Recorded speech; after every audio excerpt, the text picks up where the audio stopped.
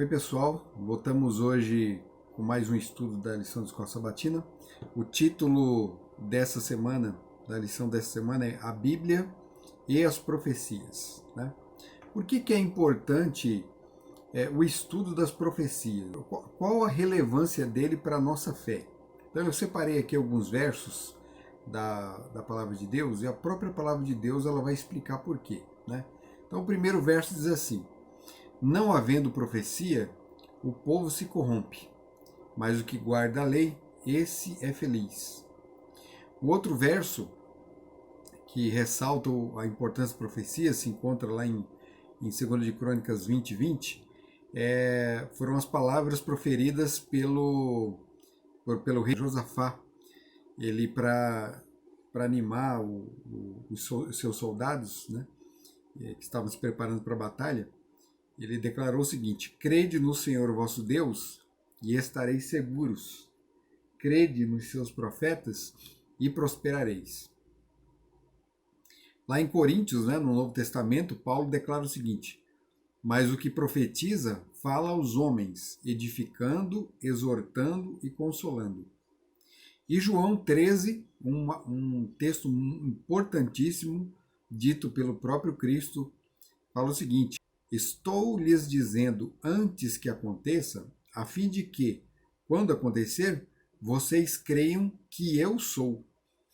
Então vamos analisar todos esses versos aqui. O que eles estão falando para a gente? O primeiro verso lá em Provérbios fala que não havendo profecia o povo se corrompe. Né? O motivo de tanta corrupção no meio do povo de Israel ao longo da história do povo judeu foi justamente não terem dado ouvidos aos seus profetas, aos que os profetas haviam dito.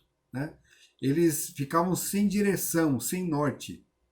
A palavra profética, além de apontar os caminhos que eles deveriam seguir, descrevendo os eventos futuros, a profecia também trazia conforto e segurança para eles, porque eles tinham certeza da vitória, certeza da realização, né, no final daquele caminho. Por exemplo, quando Jeremias alertou o povo de que eles seriam levados para o cativeiro de Babilônia, ao mesmo tempo ele disse que esse cativeiro duraria 70 anos. Se o povo, né, infelizmente muitos não deram ouvidos a Jeremias, né, não deram ouvidos e sofreram muito em consequência disso aí. Se eles tivessem ouvido, teriam ali esperado pacientemente durante o cativeiro babilônico, entendendo e crendo, tranquilos, de que ao final daquele período eles retornariam para o seu lar. Né? O lá em Crônicas, ele reforça esse sentido, o significado da profecia, porque Josafá ele declara que se crermos nos profetas, nós prosperaremos. Né? Então ele fala assim: crede no Senhor vosso Deus, estareis seguros, crede nos seus profetas e prosperarei. Né? A crença na palavra dos profetas é garantia de prosperidade. Né? Nós não devemos esquecer que quando a Bíblia se refere aos profetas, está se referindo à própria palavra de Deus. Né? Não é a pessoa do profeta em si que importa aqui, mas o profeta ele foi utilizado como instrumento de Deus, como instrumento dele, para transmitir ao povo uma mensagem sua. Deus nem sempre pode chegar e conversar com todo mundo. Né? Nem sempre a voz de Deus pode ser ouvida por uma grande multidão de pessoas. Quando Deus falou com o povo lá no Monte Sinai, embaixo eles ficaram atemorizados, né? Temerosos, porque eles tiveram uma noção da grandeza de Deus. Então eles tiveram uma pequena amostra e mesmo assim tremeram ali de medo. Então ele escolhe um homem que teria condições de suportar ali, estar na presença de Deus, e a esse homem ou mulher ele transmite suas revelações, ele transmite o seu conhecimento, e esse instrumento transmite ao povo. Então, não é o instrumento em si que importa aqui, mas a palavra que é transmitida por esse instrumento. Nós temos lá em Coríntios Paulo falando que, né, há ali uma disputa entre quais os melhores dons, e Paulo fala assim: olha, o melhor dom é o dom de profecia. Né? Por quê? Porque o dom de profecia ele edifica, ele exorta e ele consola. Então a palavra profética ele tem essas funções de edificar, exortar e consolar. Então, isso não pode ser esquecido. E Jesus ele completa todo esses conceitos da profecia, acrescentando o seguinte: ele declarava Cristo, né? Cristo mesmo era um profeta. E ele, na palavra de Deus, nos evangelhos, nós temos muitas profecias proferidas pelo próprio Cristo. E Cristo declara assim, que ele falava tudo isso antes que acontecesse, para que quando as coisas acontecessem, os homens entendessem que ele era. Ele usa aquela expressão que foi usada lá no Monte Sinai, quando Deus conversa com Moisés. Deus declara assim, olha, eu sou. Quando você for diante de Faraó, diga que o eu sou mandou fazer isso e aquilo outro. Então Cristo está declarando ali que ele é o mesmo lá do monte. Ele está declarando que ele é Deus, é o eu sou. E a palavra profética, ela serve para confirmar isso. Ela confirma a divindade de Cristo. Então a palavra profética ela tem múltiplas funções. E por isso ela é tão importante. Então não pode ser, ela não deve ser um ponto negligenciado. Só que aí como interpretar as profecias? Então a lição ela trouxe durante todo esse trimestre aí, em vários momentos foi tocado nesse assunto e hoje nós vamos falar um pouco mais sobre isso. O primeiro tópico da lição diz assim, o historicismo e as profecias. Então vamos lá, o que é o historicismo? O historicismo é um método de interpretação bíblica e ele pode ser definido dessa forma. A escola de pensamento historicista afirma que as profecias se cumprem com o correr da história, a partir do momento em que o profeta tem a visão e a torna pública. Sendo assim, muitas profecias ainda estão se cumprindo ou por se cumprir. A profecia nada mais é do que a história dita de antemão. Além do método historicista, existe também o método preterista e o método futurista. Como é que funciona o método preterista? O método preterista, ele entende que a maior parte do conteúdo profético ali, das profecias de Daniel e Apocalipse, se cumpriram no passado. Enquanto que o modelo futurista, ele pega uma parte ali da profecia de Daniel, embora ele entenda que algumas coisas aconteceram no passado, mas ele pega ali a profecia de Daniel capítulo 9, que divide, tem uma divisão de tempo em 3 períodos, ele pega o último período de divisão de tempo, que seria uma semana profética, e joga para o futuro. E ali, nessa última semana, uma série de eventos descritas no Novo Testamento, dentro do Apocalipse e fora dele, se cumprem.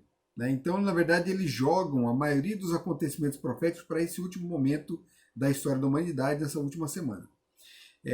O problema é que tanto o modelo preterista como o modelo futurista, ele tem uma série de erros, ele não consegue explicar. Na verdade, existe lá uma explicação outra, mas ela não tem muito fundamento para poder, por exemplo, no caso do futurista, ela poder separar os 3 períodos proféticos de Daniel, capítulo 9, com uma lacuna tão grande de tempo assim. A lacuna de tempo, nessa lacuna de tempo eles falam que é o momento que a igreja cresce, desenvolve, prega o evangelho e tudo mais. Mas isso não se dá a entender isso no livro de Daniel. Ele não segue, em nenhum momento ele apresenta, ele dá respaldo para esse tipo de coisa. O modelo preterista, que coloca tudo no passado, também tem uma série de problemas, que as profecias acabam não se encaixando. Você tem que forçar muito ali para poder ela casar com eventos históricos. A gente vai ver alguns detalhes aí no decorrer da lição. O método historicista, portanto, é um método mais apropriado para se entender as profecias apocalípticas. Existem 2 tipos de profecias na Bíblia: as profecias apocalípticas e as profecias clássicas. As profecias apocalípticas são aquelas que a gente encontra no próprio livro de Apocalipse e no livro de Daniel.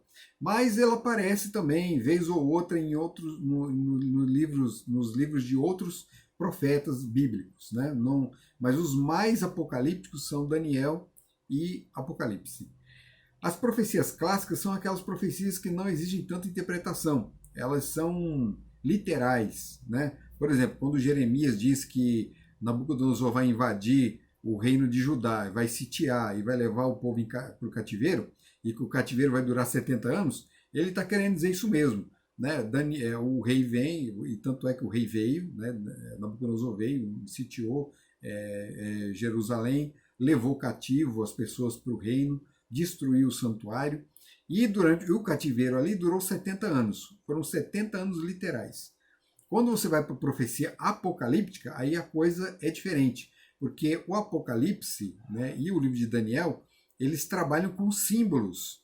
Então você tem símbolos para falar das nações, símbolos às vezes para tratar de certas pessoas, você tem símbolos para falar de períodos de tempo. Então quando a profecia apocalíptica fala assim, vai durar tantos dias, não são dias literais. Aqueles dias são dias proféticos, eles não devem ser entendidos dessa forma. A gente vai tratar isso já já, né, no decorrer da lição. Então você tem que entender, é isso aí, que existem 3 modelos e que o modelo mais coerente para a interpretação da profecia apocalíptica é o método historicista. Né? Uma prova disso, né, nós vamos ver pela imagem aí que eu vou colocar para vocês. Vejam na imagem, essa é a imagem do sonho do rei Nabucodonosor. Então, Nabucodonosor, no capítulo 2 de Daniel, ele teve o sonho com a estátua gigante. E ele não conseguia lembrar o sonho e pediu aos magos, os magos não conseguiram, mas Daniel ali, que era o servo de Deus, ele se colocou à disposição do rei para interpretar o sonho, pediu auxílio do Senhor para conseguir isso, e Deus concedeu a Daniel a visão. Ele teve a mesma visão que o rei teve. E na visão, nós temos uma estátua gigante, pode ver que a estátua que aparece aí, ela é dividida em partes, metais diferentes. A cabeça é de ouro, os braços e o peito de prata, o ventre da estátua ali e as coxas são de bronze, e as pernas são de ferro. Os pés da estátua são em parte ferro e em parte barro. Daniel explica para o rei Nabucodonosor que cada parte daquela estátua simboliza um reino, e que a primeira parte, que é a cabeça, é o próprio reino de Babilônia. Está lá no capítulo 2. Então Daniel lhe dá a entender isso aí, que depois de Babilônia viria um outro reino, e depois desse reino viria um outro, até os pés da estátua. Os pés da estátua também representam um governo misto de várias nações, né? 10 nações para ser mais exatos, né? Equivalendo ali à quantidade dos dedos da estátua, né? Os 10 dedos da estátua, e que casa com a profecia que vem depois, que são os 10 chifres de um animal. Né? Isso aí a gente vai falar daqui a pouco sobre isso. Então a gente vê nessa estátua a história sendo contada, né, em camadas, né, um evento após o outro. Isso é o método historicista. Né? O método historicista é o que se aplica. O próprio Anjo, ao explicar, ele utilizou esse método. Né? Ele explica que a cabeça é uma nação, depois vem outra, depois vem outra. E na história nós encontramos essas nações representadas. Né? Então, quando a gente for falar dos animais, a gente vai ver de novo, a gente vai mencionar essas nações.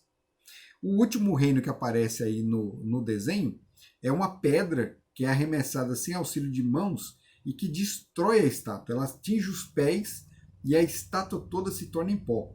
Né? Essa pedra destrói a estátua inteira. Então, os reinos que já haviam passado são também destruídos pela estátua. Em que sentido?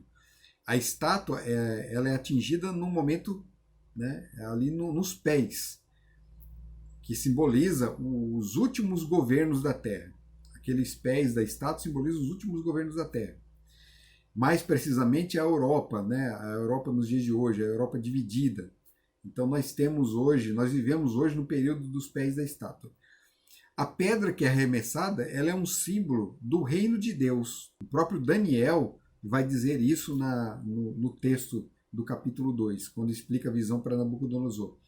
E esse reino se torna uma grande montanha que governa toda a terra, e esse reino é eterno, ele não acaba nunca. Então, esse reino eterno, ele vai substituir, ele vai pôr fim a todos os reinos da terra. Vai ser um reino único, um reino universal. Né? É o único reino universal que aparece na Bíblia. Não existe nenhum outro. Né? Porque tem muita gente que ensina por aí, né, espera por aí um governo, né, um governo único que vai reger o mundo todo. Né? É assim que eles entendem que vai ser o governo do anticristo. Mas a Bíblia não ensina isso. A Bíblia fala sobre uma sucessão de impérios. E no final, um último reino vai ser estabelecido, que é o reino de Deus. O próximo tópico da lição fala sobre o princípio de ano. Né? Vocês lembram que eu acabei de falar? Que em profecia apocalíptica, nós não podemos entender os períodos proféticos como períodos literais. Então nós vamos encontrar lá em Daniel, por exemplo, em Daniel capítulo 8, versículo 14, uma profecia que diz assim: até 2.300 tardes e manhãs e o santuário será purificado. Tardes e manhãs são dias. Né? Essa é uma linguagem própria da Bíblia, na verdade uma linguagem que remete ao Gênesis, porque o mundo quando foi criado, a cada dia da criação foi dito assim, houve tarde e manhã, primeiro dia, tarde e manhã, segundo dia. Então tarde e manhã é usado para descrever um dia de 24 horas. Mas nós estamos falando de um texto profético.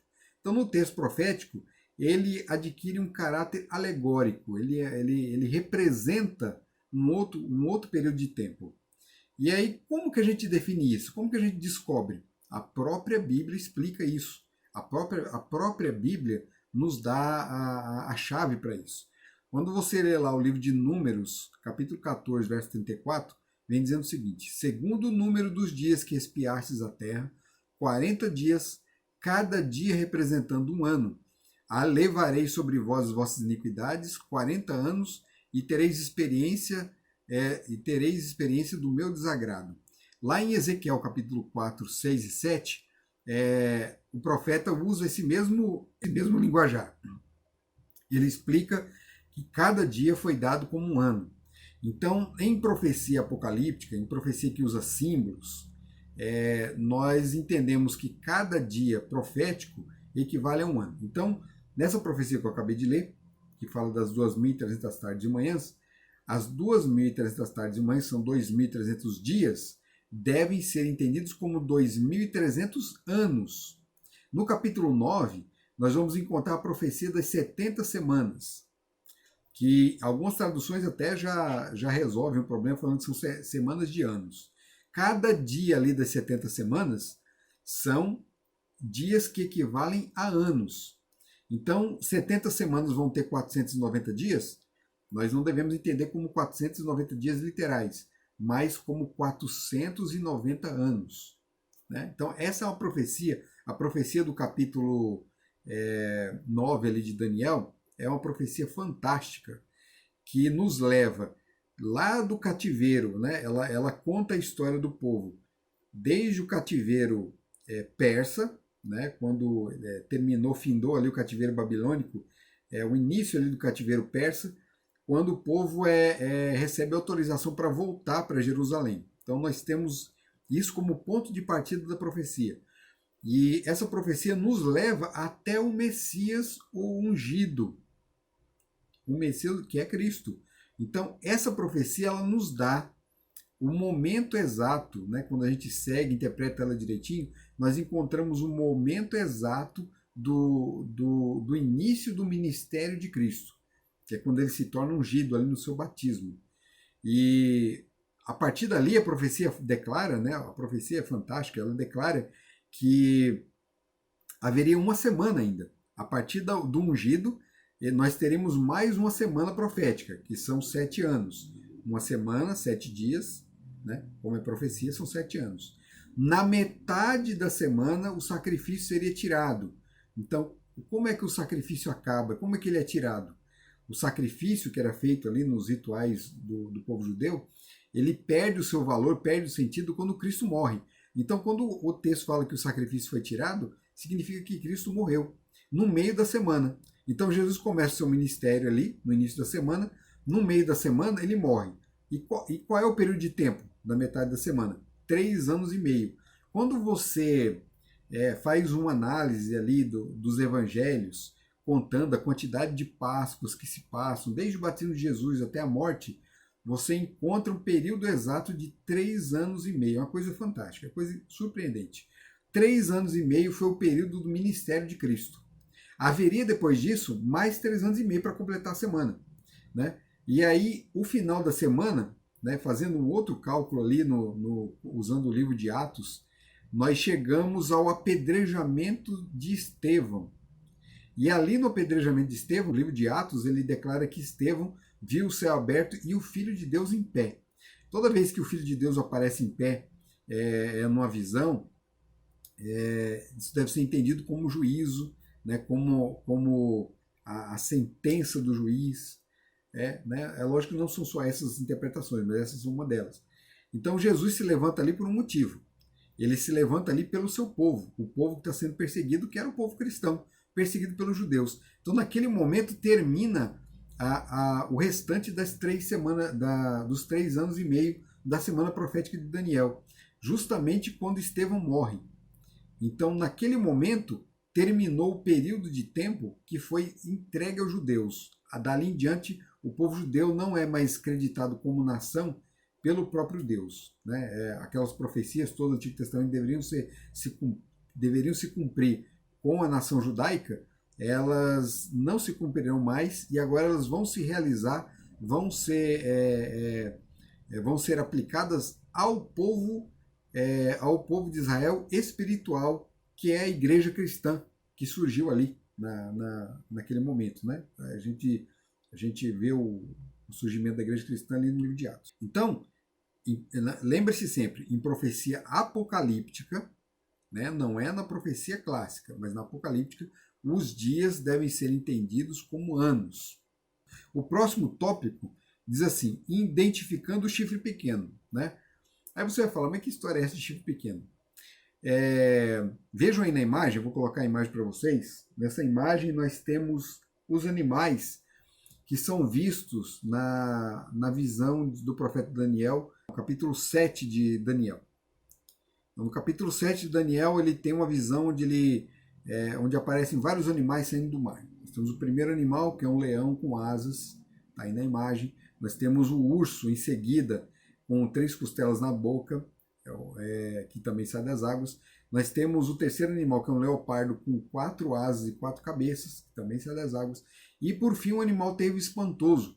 E esse animal terrível e espantoso, né, que não tem definição no livro, ele tem 10 chifres na cabeça. Só que de repente, no meio desses 10 chifres, surge um que derruba 3 chifres. O anjo explica para Daniel o seguinte, que cada animal ali representa uma nação. Então, a primeira nação ali do leão é a Babilônia.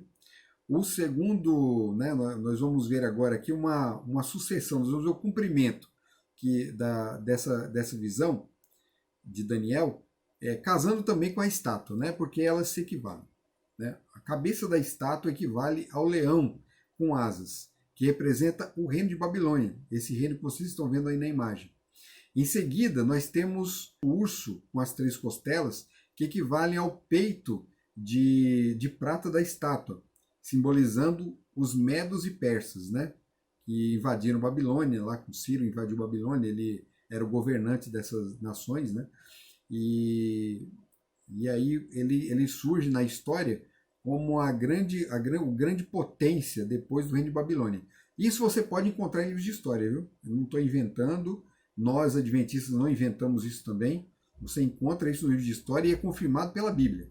Então, depois de Babilônia, vem os medo-persas. Depois dos medos e persas, vem os gregos, representados pelo leopardo com asas, 4 asas e 4 cabeças. E também simbolizado na estátua, ele é representado pelo ventre e as pernas de bronze. Então, é um reino inferior, mas poderoso também. As 4 cabeças ali representam os 4 generais que governaram a Grécia, que dividiram a Grécia em 4 partes depois da morte de Alexandre o Grande. E em seguida nós temos o 4º império, né? O 4º reino, que é o Império Romano.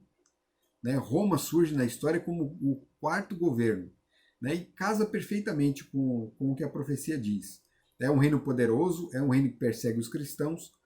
Só que esse reino, ele foi, nos primeiros anos dos séculos cristãos, aí, nos primeiros 400 anos, ele foi atacado pelos bárbaros. Né? Aconteceram as invasões bárbaras e o reino de Roma foi dividido em 10 partes.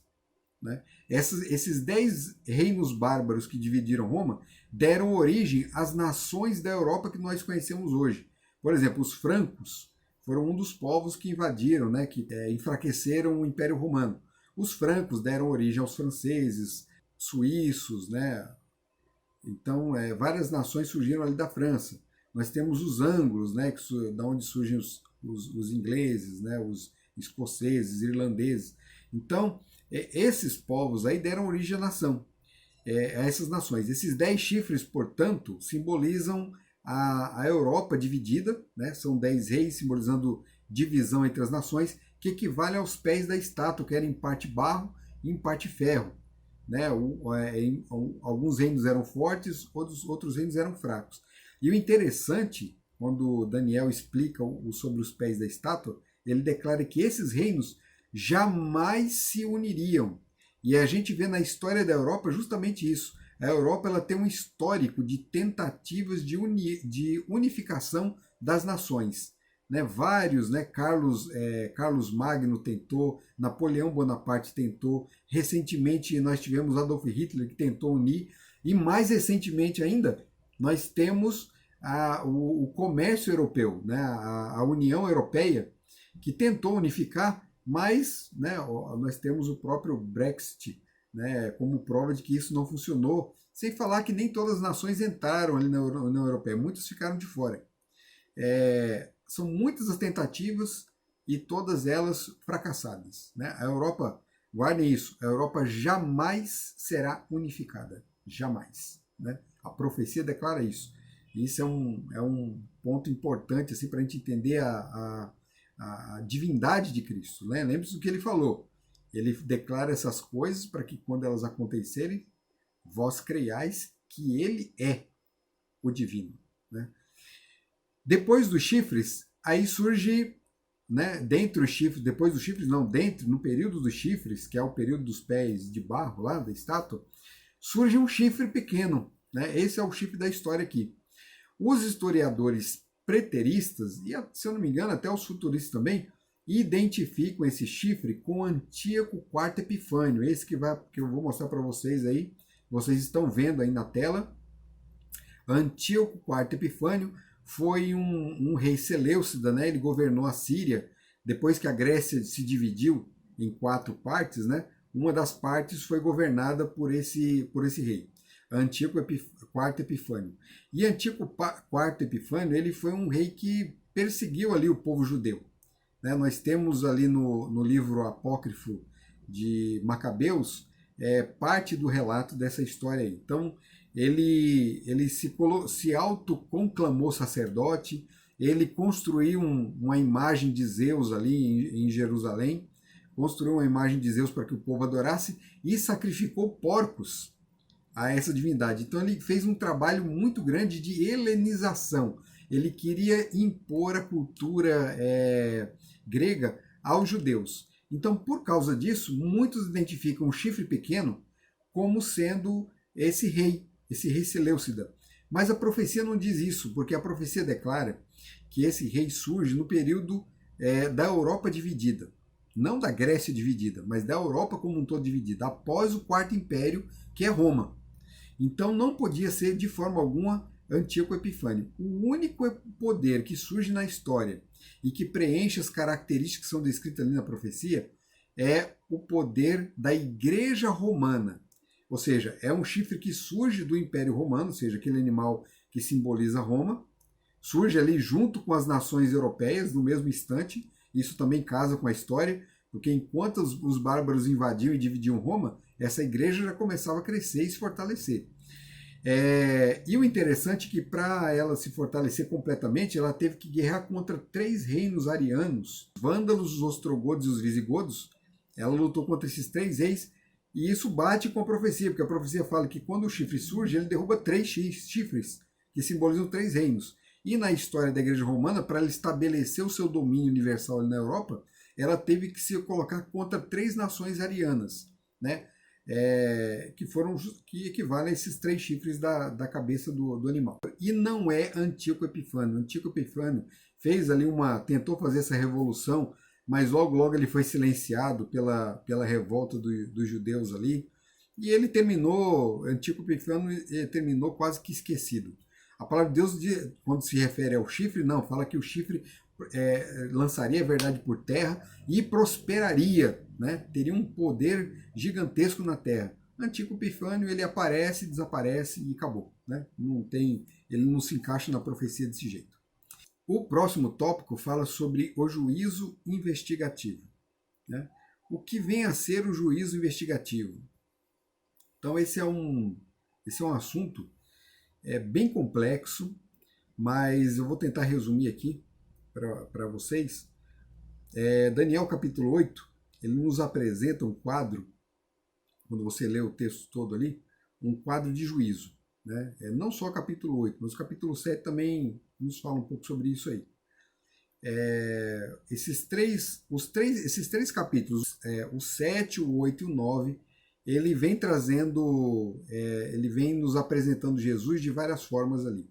Então ele nos apresenta lá no capítulo 7, Jesus como rei, nos apresenta no capítulo 8 como sacerdote e juiz, e no capítulo 9 ele nos apresenta Jesus como o ungido que morre, né? Aquele que é sacrificado, como sacrifício. Então Jesus ele é apresentado nesses 3 capítulos, realizando suas funções.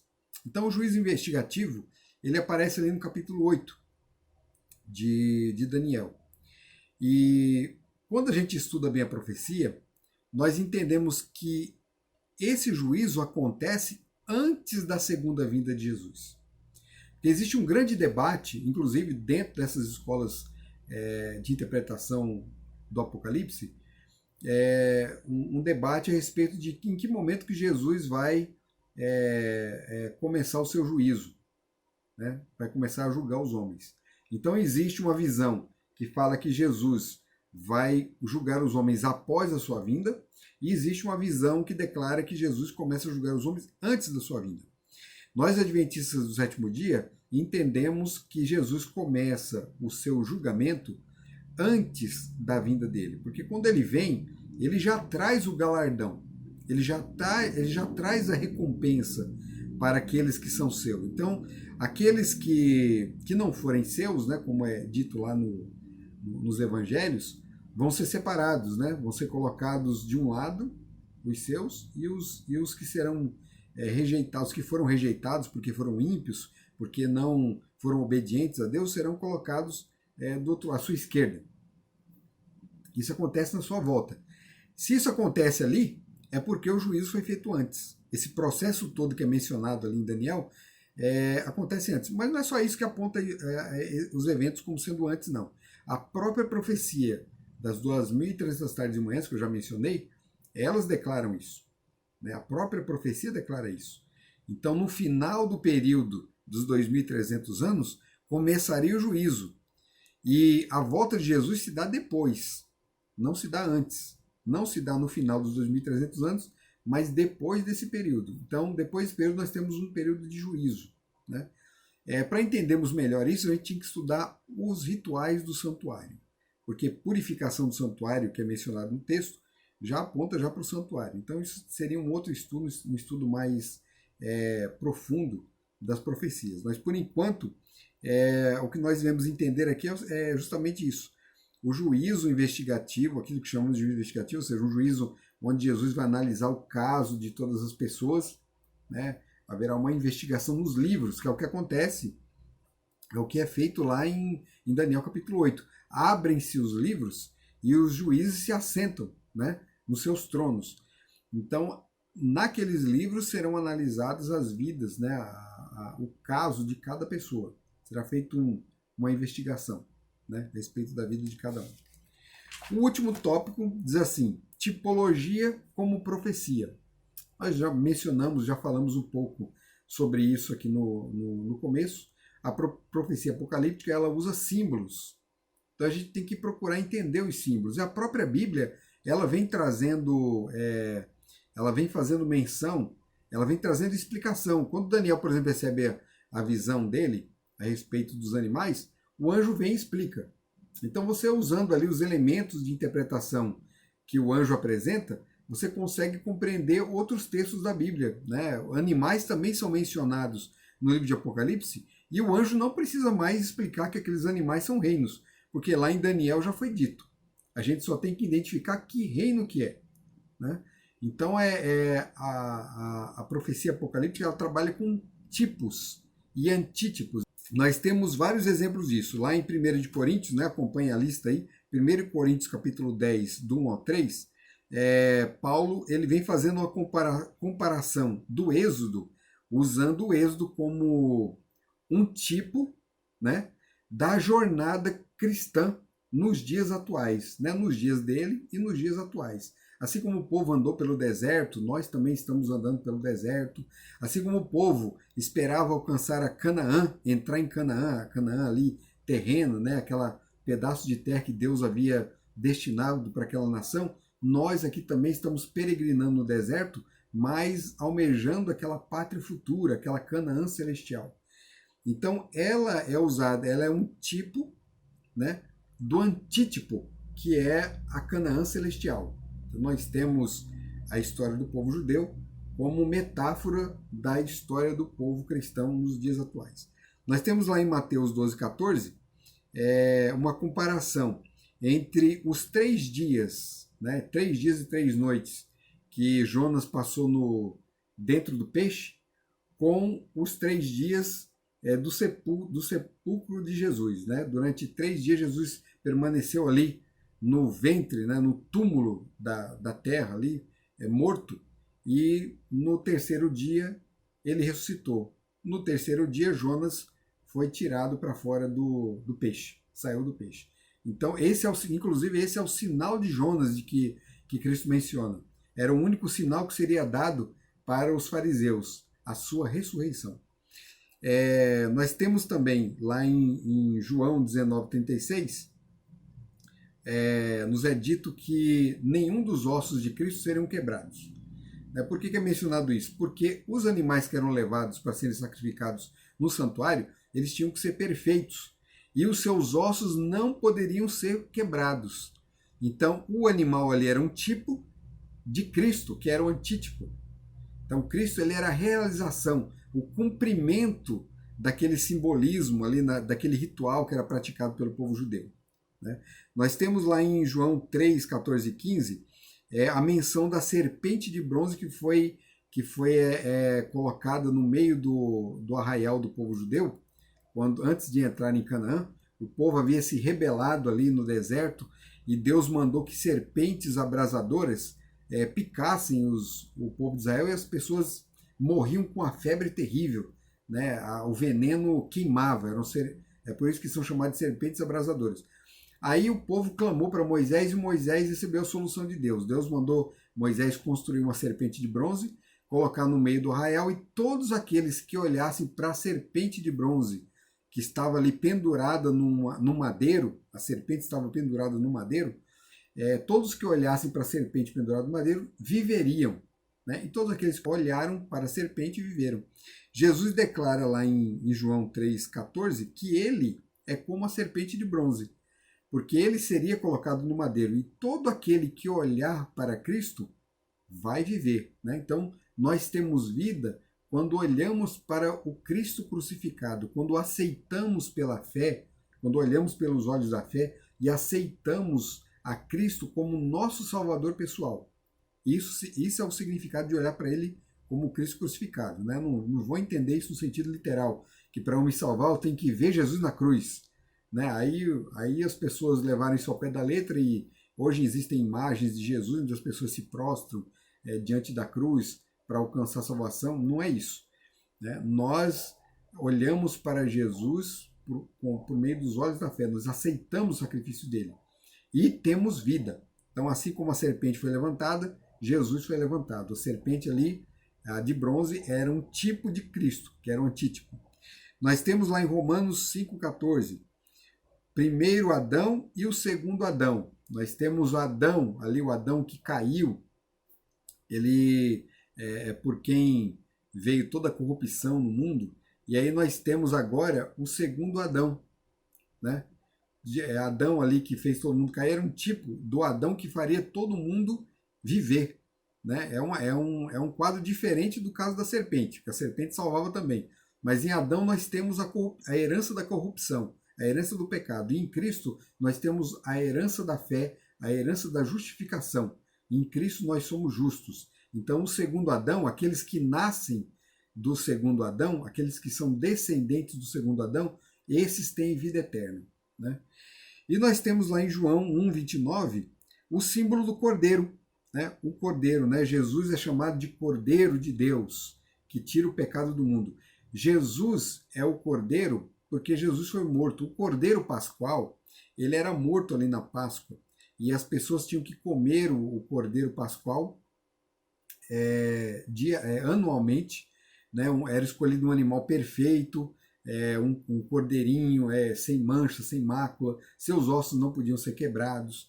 Então, esse animalzinho, né, que era um símbolo da libertação do povo de Deus do cativeiro do Egito, ele é um símbolo, ele é um tipo do Cristo, que nos livra do cativeiro do pecado.